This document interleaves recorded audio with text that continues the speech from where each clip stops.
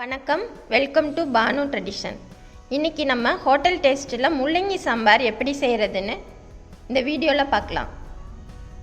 இதுக்கு தேவையான பொருட்கள் என்னென்னு சொல்லிடுறேன். முள்ளங்கி 1/4 கிலோ, துவரம்பருப்பு 100 கிராம், அப்புறம் பாசிப்பருப்பு அதோட 1½ ஸ்பூன் எடுத்துக்கோங்க. சின்ன வெங்காயம் ஒரு 100 கிராம், தக்காளி 3, பூண்டு ஒரு 4 பல்லு, சாம்பார் பொடி குழம்பு மிளகாய் தூள் ஏற்கனவே வீடியோவில் சொல்லியிருக்கேன், அது ஒரு 3½ ஸ்பூனு, கல்லுப்பு சிறிதளவு, புளி கொஞ்சம் ஊற வச்சு எடுத்துக்கோங்க. தாளிக்கிறதுக்கு நல்லெண்ணெய் சிறிதளவு, கடு உளுந்து, பெருங்காயம் தூள் சிறிது, கருவேப்பிலை, கொத்தமல்லி, இவ்வளோதாங்க. சட்டி காஞ்சோன்னா நல்லெண்ணெய் கொஞ்சம் ஊற்றிக்கலாம்.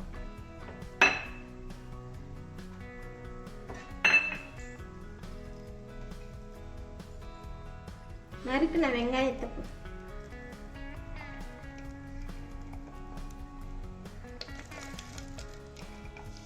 வெங்காயம் நல்லா வதங்கிட்டு இருக்கு. இன்னும் கொஞ்சம் வதங்கினோன்னா முள்ளங்கியை போட்டுடலாம்.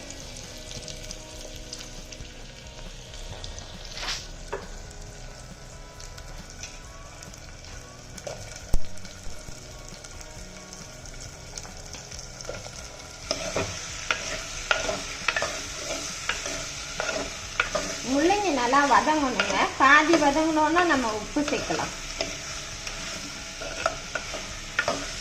ஒரு 5 நிமிஷம் நல்லா வதங்கட்டும். இப்போ முள்ளங்கி நல்லா வதங்கிடுச்சுங்க. இப்போ நம்ம தக்காளியை போட்டுடலாம்.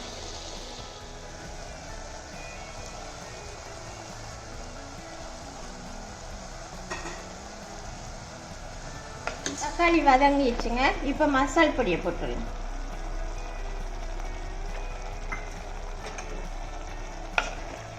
போட்டு ஒரு நிமிஷம் வதக்கிட்டு தண்ணி தேவையான அளவு வயகிற அளவுக்கு தண்ணி ஊற்றிடலாம்.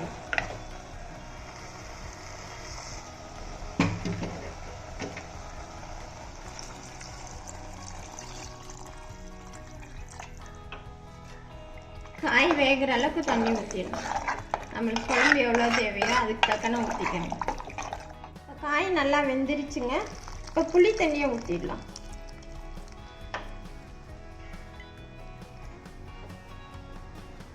ஊற்றி கலக்கிட்டு பருப்பையும் போட்டுடலாம். வேக வச்ச பருப்பை குழம்புல போட்டுறோம்.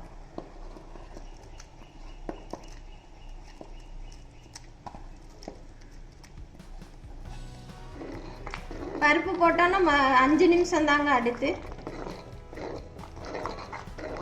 அப்புறம் குழம்ப தாங்க.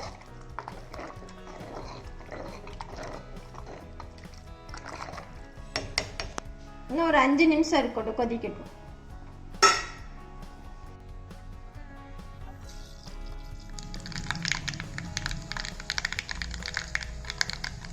கடுகு வெடிச்சிச்சுங்க. இந்த வெங்காயத்தை அடித்து போட்டுருங்க.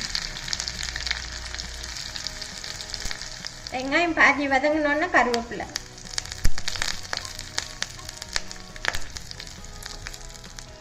கடைசியாக பெருங்காயத்தூள் சிறிதளவு.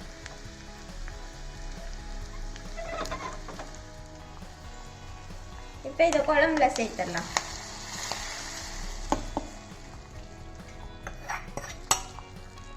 சுவையான முள்ளங்கி சாம்பார் தயாராகிடுச்சு.